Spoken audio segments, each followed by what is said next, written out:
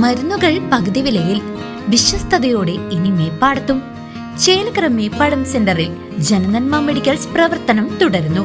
ഉതുവടിക്കും പാഞ്ഞാളിനും പിന്നാലെ നന്മ മെഡിക്കൽ ഗ്രൂപ്പിന്റെ ഏറ്റവും മികച്ച സേവനങ്ങൾ ഇനി മേപ്പാടത്തുകാർക്കും സ്വന്തം. ബ്രാൻഡഡ് മരുന്നുകൾക്ക് 10% മുതൽ വിലക്കിഴിവും ജനറിക് മരുന്നുകൾക്ക് 50% ലാഭവും ഞങ്ങൾ ഉറപ്പു നൽകുന്നു. മരുന്നുകൾ ഓർഡർ ചെയ്യാൻ കുറിപ്പടികൾ വാട്സ്ആപ്പ് ചെയ്താൽ മതി. സൗജന്യ ഹോം ഡെലിവറി സൗകര്യവും ലഭ്യമാണ്. കുറഞ്ഞ നിരക്കിൽ മികച്ച ചികിത്സാ സഹായം. അതാണ് Janananma. Janananma medicals, Meppadam centre, Chelakkara. Pazhayannur major rural ലൈബ്രറിയുടെ ആഭിമുഖ്യത്തിൽ റിപ്പബ്ലിക് സദസ്സും പുസ്തക പ്രകാശനവും നടന്നു. UR പ്രദീപ് MLA ചടങ്ങ് ഉദ്ഘാടനം ചെയ്തു. പഴയന്നൂർ മേജർ റൂറൽ ലൈബ്രറിയുടെ ആഭിമുഖ്യത്തിൽ വിപുലമായ പരിപാടികളോടെ റിപ്പബ്ലിക് സദസ്സ് സംഘടിപ്പിച്ചു. പരിപാടിയുടെ ഔദ്യോഗിക ഉദ്ഘാടനം UR പ്രദീപ് MLA നിർവഹിച്ചു. വലിയൊരു വിഭാഗം ആളുകൾ ചിന്തിക്കണം, എല്ലാവരും മനുഷ്യനെ പോലെ കാണാനും ചേർത്ത് പിടിക്കാനും പറ്റുന്ന ഒരു ലോകമായി മാറണം, അതിന് മാതൃകയാവണം നമ്മുടെ രാജ്യം. അതുകൊണ്ടാണ് മഹാത്മാഗാന്ധി സ്വപ്നം കണ്ട ആ ഒരു കാഴ്ചപ്പാടനുസരിച്ച് ഡോക്ടർ അംബേദ്കർ സംഘവും ഉണ്ടാക്കിയ ഭരണഘടന സംരക്ഷിക്കപ്പെടണം എന്ന് ഇത്തരം വായനശാലയുടെ അല്ലെങ്കിൽ ഗ്രന്ഥശാലയുടെ പദങ്ങളെല്ലാം ശ്രമം നടത്തിക്കൊണ്ടിരിക്കുന്നു. തീർച്ചയായിട്ടും പുതിയ തലമുറകളും ആ അർത്ഥത്തിൽ തന്നെ കാണണം.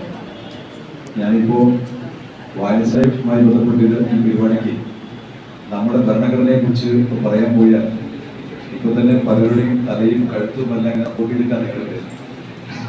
ആരും ഉദ്ദേശമല്ല, അത് ഇതൊന്ന് കഴിഞ്ഞ് കിട്ടട്ടെ എന്നാണ്. അത് അല്ലേ, ഇതൊന്ന് കഴിഞ്ഞ് കിട്ടണേ എന്ന് ചിന്തിക്കുന്നവരാണ്. ചിലപ്പോൾ അങ്ങനെ ചിന്തിക്കാവും. എന്തായാലും നാം ഇന്ത്യയിലാണ്, നമുക്കുള്ളിൽ എല്ലാവരും ഒരുമിച്ചാണ് എന്ന ചിന്ത വേണം. അതിലുപരി നാം മലയാളികളാണ്. ഇവിടെ വ്യത്യസ്ത മതവും ജാതിയും ഇല്ല.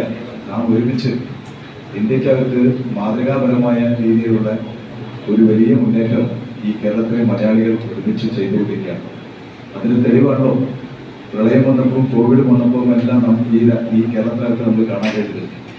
ഒരേ മനസ്സോടു കൂടിയാണ് നമ്മളെപ്പോലെ ഈ രാജ്യത്തിനകത്ത് മറ്റ്. ചടങ്ങിൽ ലൈബ്രറി പ്രസിഡന്റ് അംബികവല്ലി ടീച്ചർ അധ്യക്ഷത വഹിച്ചു. മാധ്യമപ്രവർത്തകൻ സുഭാഷ് S റിപ്പബ്ലിക് സദസ്സ് എന്ന വിഷയത്തിൽ പ്രഭാഷണം നടത്തി. സംസ്ഥാന ലൈബ്രറി കൗൺസിലിന്റെ നിർദ്ദേശപ്രകാരം എല്ലാ ലൈബ്രറികളിലും റിപ്പബ്ലിക് സദസ്സ് നടന്നുകൊണ്ടിരിക്കുകയാണ്. രാജ്യം 76 റിപ്പബ്ലിക് ആഘോഷിക്കുന്ന എല്ലാ കലാപരിപാടികളും ദേശഭക്തി ഗാനങ്ങളും അവതരിപ്പിച്ചുകൊണ്ട് ലൈബ്രറികളിലേക്ക് ആളുകളെ എത്തിക്കുക എന്നുള്ള ഒരു ലക്ഷ്യത്തോടു കൂടിയുള്ള പ്രോഗ്രാമുകളാണ് നടന്നുകൊണ്ടിരിക്കുന്നത്.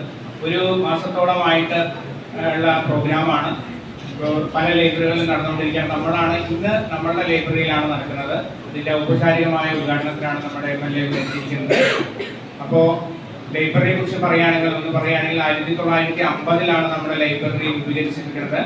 75 വർഷം പിന്നിടുന്ന ഈ 75-ാം വർഷമാണ് ഈ വർഷം. നമ്മൾ 2026 ഇപ്പോൾ 75-ാം വർഷത്തിലേക്ക് കിടക്കുകയാണ്.